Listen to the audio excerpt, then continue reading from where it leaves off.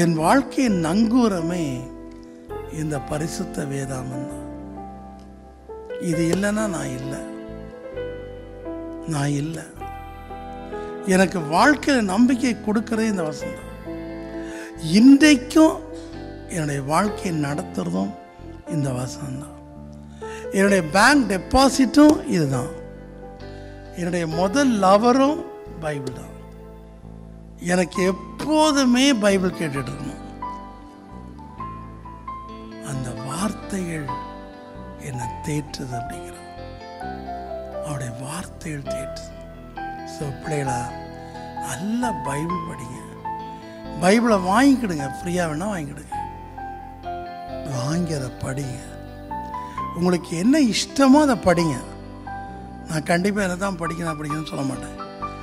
உங்களுக்கு எந்த வசனம் ஆறுதலாக இருக்குதோ, உங்களுக்கு எந்த வழிகாட்டியாக வசனம் இருக்கோ அதை படிங்க.